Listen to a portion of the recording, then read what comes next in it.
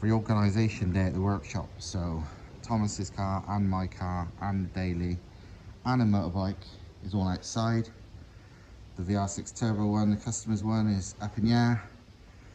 The Silvia is on the ramp now, and this is here because today it's got to get chopped to pieces because we're only keeping the last bit, and Thomas is going to make basically a table.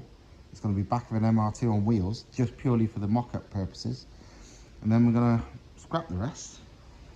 I've got both my cars here because on the weekend, my daily one, despite it being super quiet and burning no oil and only 116,000 miles and blah, blah, blah, massively shat itself, killed its engine on the motorway.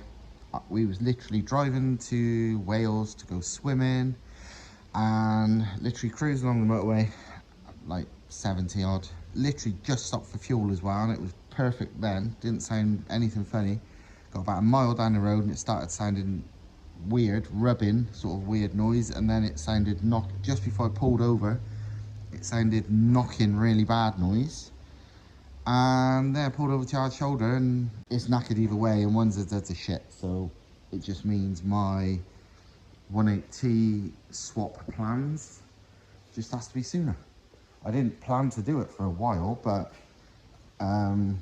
tough now because obviously it's my daily, so luckily I've got nearly all the bits, so it's not the end of the world, but it's a bit annoying. So yeah, lots of work, as if I ain't got enough shit to do. I gotta now do that swap. But yeah, one's it. Huh? My usual rampage cleaning out the workshop. Yeah, that's the first thing we're doing. We're gonna have a massive workshop rampage. She was cutting the car in half and just throwing away lots of things. I mean, the other day I started getting a few things out, like that's a perfectly good O2M gear set, standard, but the whole gearboxes are only 100, 150 pounds at most, so there's no point hoarding stuff for nothing. Same as there's loads of stuff upstairs that probably we're never going to use and all sorts, so we're going to have a massive clear out. But you see he's cut out the lower part of his back bumper so it shows off the subframe more, because, well, you would, wouldn't you?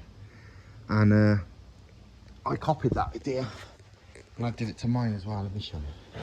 Mine, back in daily driver duty as usual.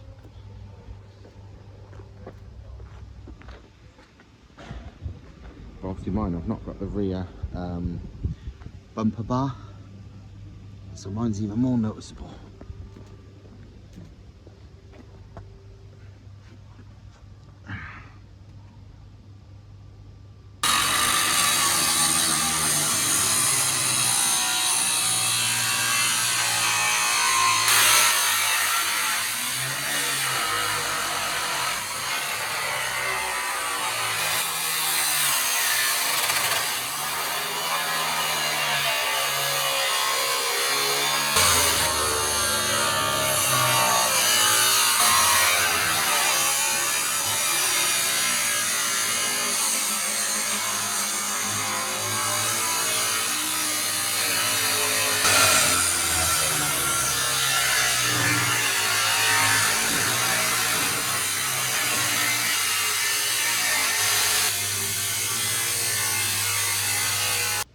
Behold the MR2 table. Literally the part we want to keep of this MR2, but on wheels. But we might actually drop this current mock-up engine out and fit this working one in there, so it can kill two birds with one stone. We can try anything we need where the engine needs to run. We can try it on this instead of that. So this will become a complete rolling sort of half a car. This is what it's called rampage cleaning. Yeah, this is the rampage cleaning, as Thomas calls it, where everything, cars in half, complete engines and gearboxes. Well, it's not really complete, that's a knackered engine. Countless body panels and all sorts of shit. Stuff that's like if you was a breaker, you would keep it. But we're not breakers, so we ain't keeping it. So, yeah. And we kept nearly all of this stuff thinking, well, we keep everything. We don't know what breaks very often on MR2s. The answer is next to fuck all. So we're not keeping much. Nothing really fails often. So, you know, a few bits we keep, but generally, no. I do more about workshop being not tidy, want to tidy up, and then when we do. Yeah, when we do, it gets cleared. Oh, your yellow submarine used to be Yeah. red, do you? Oh, it's been, no, it was lots of different panels had been sprayed over the years because it had been crashed and all that before I'd owned it. So yeah, it's a piece of shit. This stuff I'm keeping because it's basically useful hoses, useful stainless and alloy and stuff like that. Some of this I will end up throwing away after, but I want to at least build my silver daily first before I start chucking away hoses that I'll probably fucking need. This lot though is going. Basically random small hoses and chopped hoses and all sorts. An intercooler is okay. I mean, some of the things are okay, just not worth keeping. The intercooler's technically okay, but it's shit.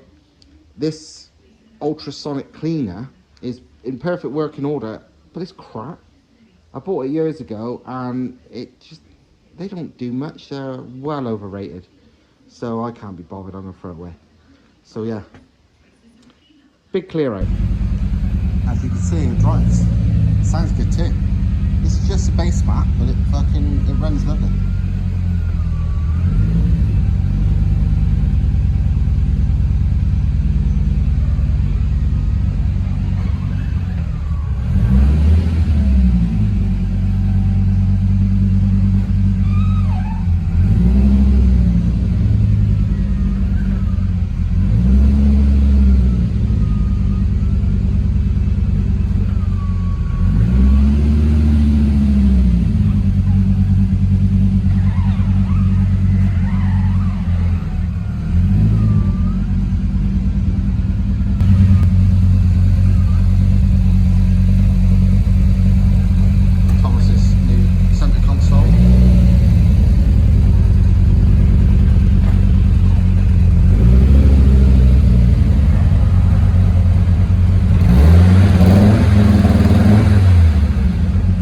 Well, we've had an absolutely mental tidy up, and this is the scrap pile.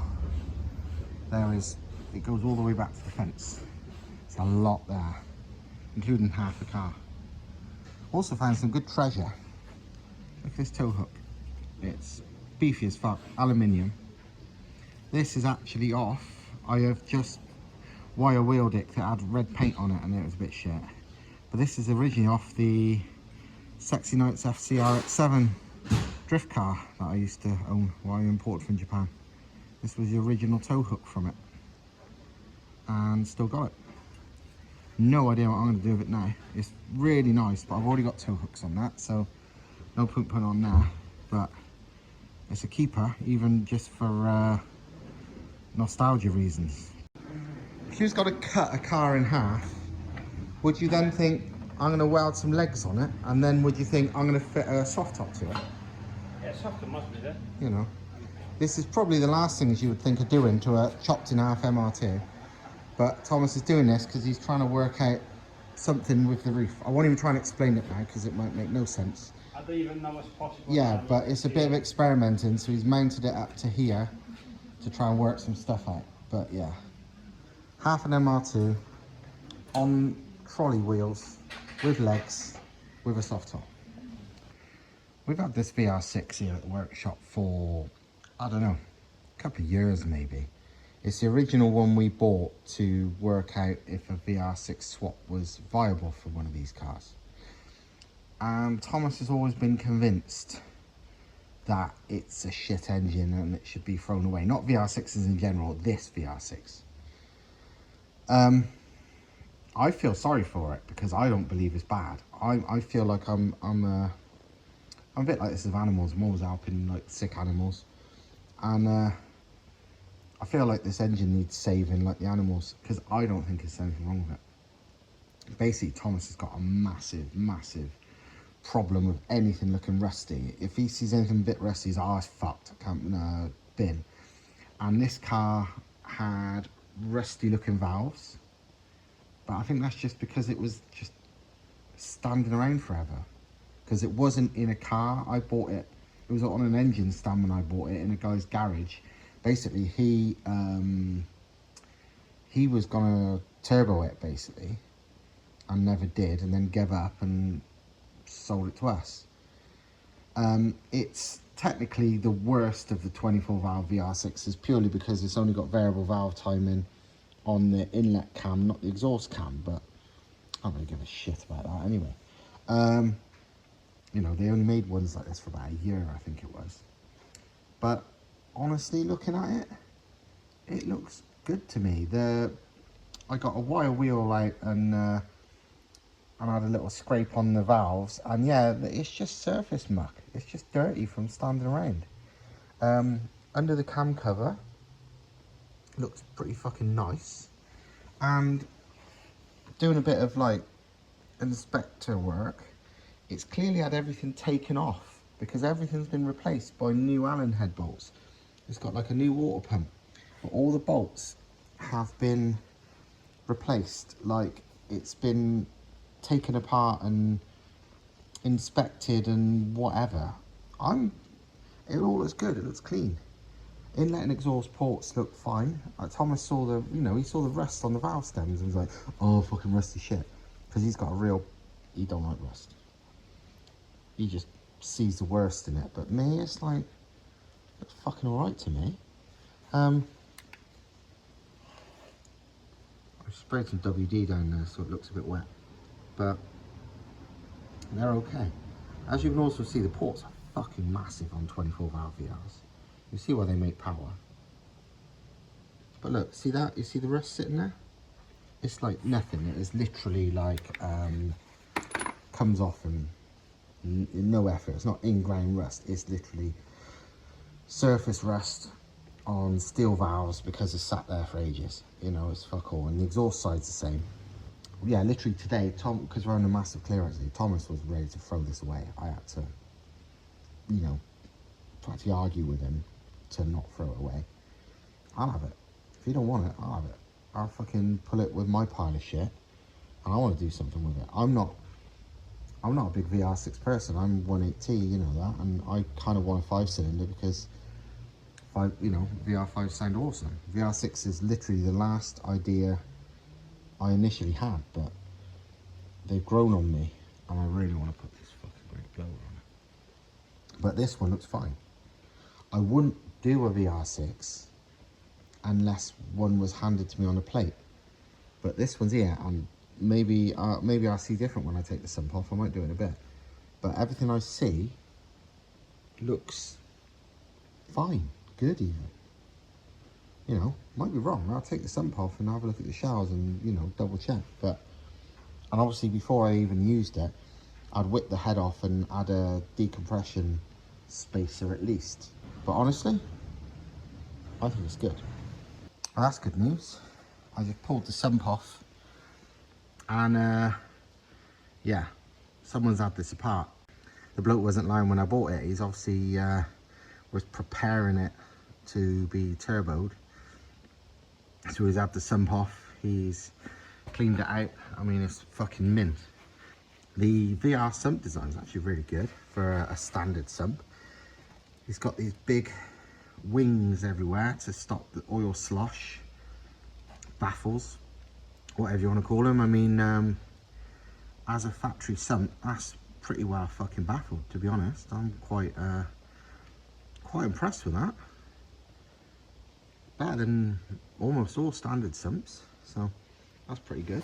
And yeah, in here, he's clearly had the oil pump off and cleaned it up and cleaned out the strainer and all that, and just gave everything a look over. I have no idea if he took any rod caps off or main caps off to see if it was okay, but at first glance it looks clean.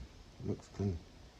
So yeah, as much as Thomas was wanting to throw this in the scrap, I'm glad I refused, because honestly, I'm thinking this is a pretty good engine.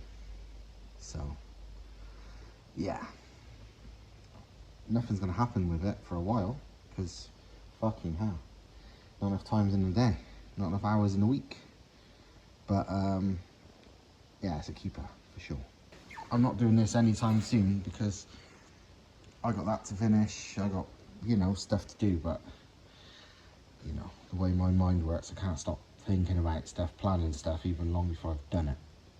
I'm testing stuff so I know it's a good idea. If it isn't a good idea, I can get it out of my mind.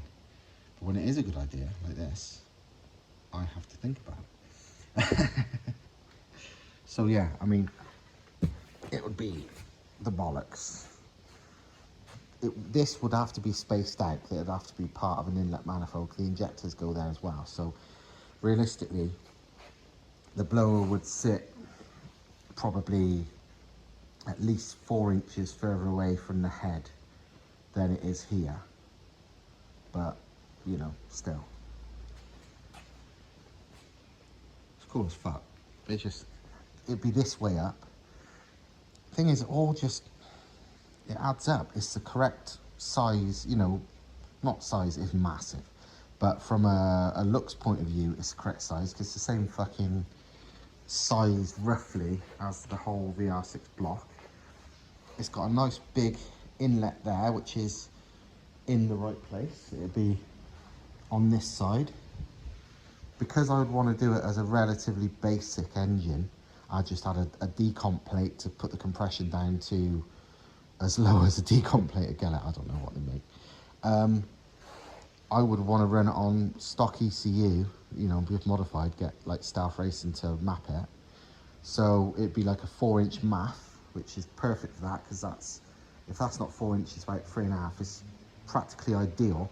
It's literally like fucking begging me to do it, basically. Well, no, I'm begging myself. I'm just making excuses for myself. But it just fucking works.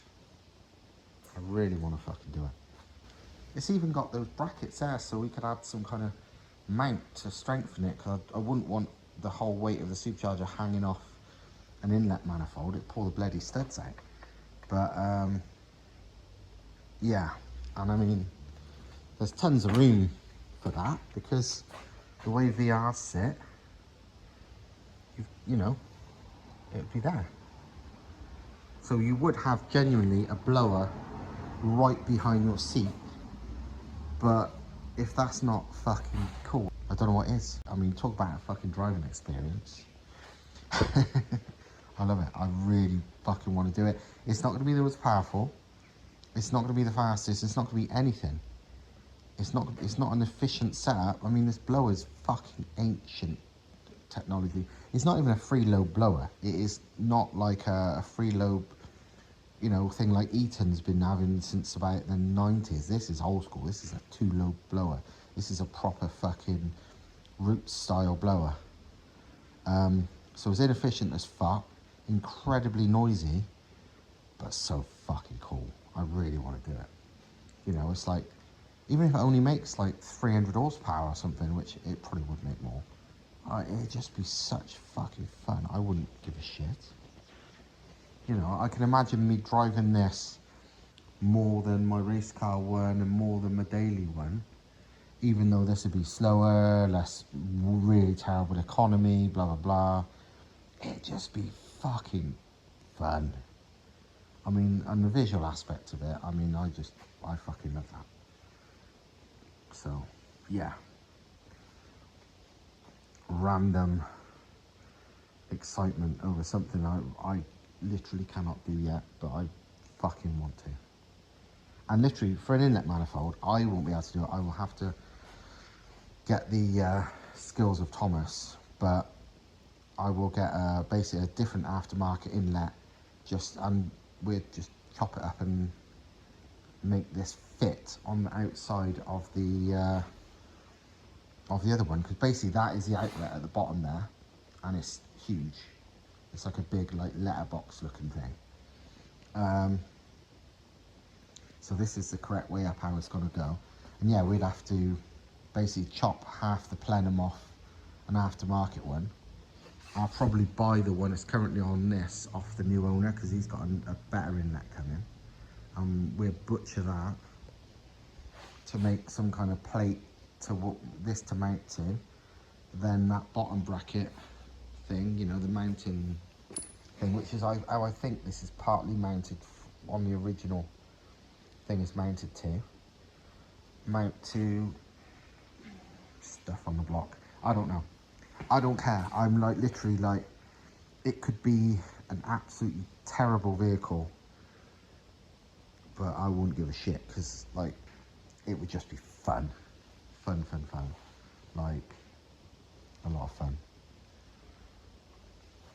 And yeah, it would certainly be a fucking head turner because it will be bonkers, like how it sounds and all that. It'd just be ridiculous. In case anyone's wondering, this is what the outlet of the blower looks like. So we've got that outlet, that inlet, and it looks quite fancy. It looks like it's like some kind of special design. But it's not really. It just looks cooler. The actual, if you look at it, ignoring how the flanges are, if you look at it like sensibly, like that, it's just a typical roots type blower where the inlets are on the bottom and the things on the outlets on the top. Wow, inlets on the top, outlets on the bottom technically, but on this it's the other way around. It's just because of the way they've made it, the inlet and the outlet are at like, they sort of curve 45 degrees to the flanges. So yeah, in all honesty, because it's straight, it's non-curved rotors in it, it was just straight lobes, like old school as fuck. It probably wouldn't matter which way round it even turned. Like, I don't think it would even, if you know, like performance wise, I'm not even sure if it would care if this was the inlet and this was the outlet. But for what I want to do, the conventional way makes more sense. But yeah, I don't even think it matters on this because it's basic. I mean, you see one of the blades there. Like, I've had this apart. I can't remember if I've shown it in a previous video. Actually, I definitely have. And it's just normal straight blades. And no, this isn't that heavy. Don't get me wrong, it's not light. Look at the size of the fucking thing. But it's all aluminium. Aluminium body, aluminium lobes, you know, rotors, whatever you want to call them. It's all aluminium, so it's not that heavy. It's probably, considering the power this could do, it's probably lighter than a turbo that could do the same power.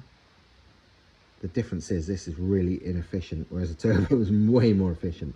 This is like, I don't know how inefficient it is, but compressor efficiency will be low as fuck because it's an old school blower, whereas a turbo would probably be like twice as efficient. But this is just fucking cool, and it's more than that. It's the way, you know, blown engines drive. They drive amazing. You know, like I've said already, but like, ignoring, you know, they drive far better than the power numbers would have you think, if you know what I'm saying. So, but yeah, I'm a bit obsessed with this now, but I've got lots to do, so it ain't happening yet. Another reason I'm slightly obsessed with doing the supercharged one is because these cars with a powerful-ish supercharged engine would be very much like the Lancia 037 Group B rally car. Rear-wheel drive, mid-engine, light, supercharger, screamy, crazy, mad thing. And I used to not like 037s. They were probably my least favourite Group B rally car back in the day. I don't know why, I just didn't like them. But I don't know, they've massively grown on me, and I just think they're probably the most fun one these days. Probably half the reason I think that now is from seeing a clip of, I think it was Chris Harris being in a passenger in one on like a tarmac rally stage of like a 037 being driven by an absolute fucking lunatic. And it's just the coolest thing I've ever seen, and I want some of that kind of action. I will try and add that clip now and hopefully it don't get copyright struck or anything. I don't think it will because it's ancient, and I credit them anyway. But this is what I'm getting at. Good lord.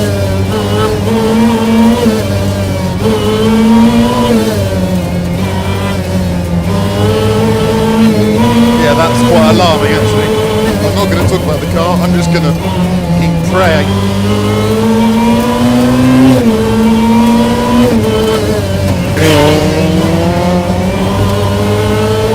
This thing is electric. And you can just hear the supercharger. I can barely hear myself think, it has to be said. Oh my god, that was fast. Just tighten my belts because he's properly going for it now. That's fourth gear on a road where we shouldn't be doing more than about 20 miles an hour, and he's doing 95, 100. Fuck me, that was close. This car is noisy. Wow. Wowzers. He's properly on it.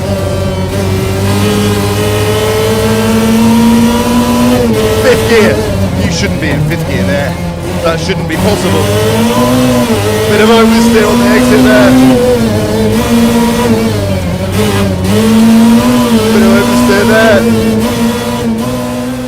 So yeah, I think that's enough for this video. It might be yet another video that's kind of a workshop vlog type thing, as in it's just shit happening. It's not like some big thing, one thing I've been doing. It's just all the random shit that's been going on in the last few days, which is quite a lot. But if you like sort of vlog style content, I mean, that's half the stuff people like Adam LZ do. They just do what's going on that day. It's, you know, half of his videos are big events, half of it's just shit they're doing. And I know, like, they've got a lot more fancy shit than me and actual viewers, but you know what I'm saying.